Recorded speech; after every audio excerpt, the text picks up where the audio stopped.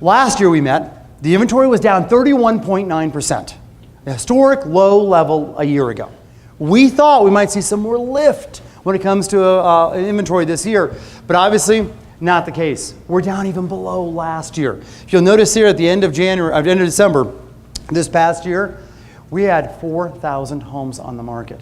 We've had Decembers when we've had 13 to 18,000 homes on the market. A big, big difference. All right, the last driver we look at is average sales price. And as you can see here, that skyrocketed, up 11.6% year over year. That's driven in many cases by an incredible luxury market, which we'll talk about in a few minutes, and how that's fueling the entire market. But you obviously see it when it comes to average sales price, up 11.6%. So now, kind of taking a quick snapshot at the last 7, 8, 9 years, as we look at the number of homes sold. Again, this is the metro area.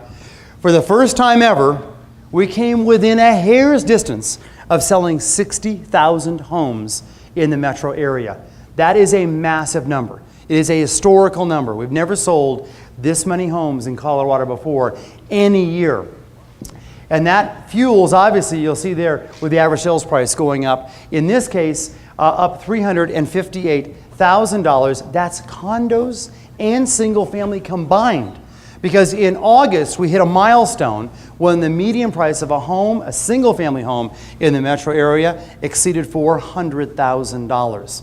And that poses some problems. It's great when you're a homeowner. It's great seeing the appreciation come up, but it becomes very challenging to get into the market.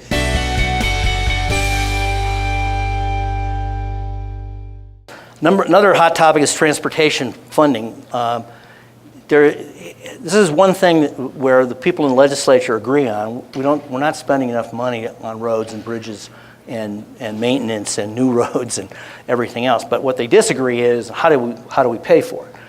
This has led to this ridiculous situation where somehow hospital fees that are collected are tied to transportation funding. The reason for that is when the legislature adopted the hospital provider fee in 2009, this was in order to fund an expansion of Medicaid under Obamacare. And that's a different debate, but in any event, we did that. But they didn't exempt it from Tabor, and so it's generating about $800 million now a year, and it's pushing the revenues up above the Tabor limits. And so the legislature, unless they take that out of there, the legislature is going to have to refund the money through the earned income tax credit. The chamber, the Denver Metro Chamber, a number of other chambers have advocated to set that aside in an enterprise fund.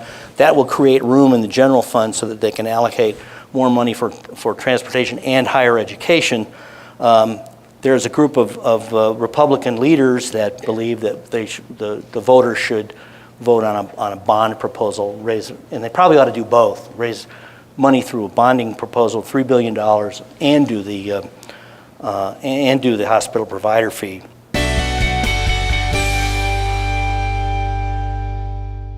But you see, other places, the slope is declining, so maybe this is suggesting that the rate of increase is starting to slow. Maybe not, maybe it's a quarter we're off, I don't know.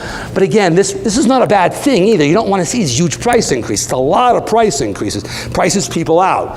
I think two more. This is Denver market, and this is an interesting slide. What it shows is which house prices do best. And the black is expensive homes. So for many, many years, like a decade, expensive priced homes grew the fastest. Then red was the cheapest priced homes. And then it was black, the expensive homes. And now again, it's the cheapest priced homes. Cheapest priced homes are obvious now in some level because there's so few left. The one comes on the market for $100,000 and there's 77 bids for it, right? So that's why you're running out of houses. That's what this is showing here, I think. 2 or 3 more slides and we're done. This is housing starts in Denver. This is a quintessentially beautiful slide that encapsulates all the problems in the housing market here and across the country. Denver's not abnormal in this at all. And what you see is single fam in red petering along, growing very slowly. The gap between red and blue is multifam. it's exceptionally good. Exceptionally good. This is going on everywhere. Single fam is weak and growing, but poorly, and multifam is ripping it. That's exactly what you have here. All right, so I see you're in a great place. If you're not making money in this economy, you're just incompetent as a business person, okay?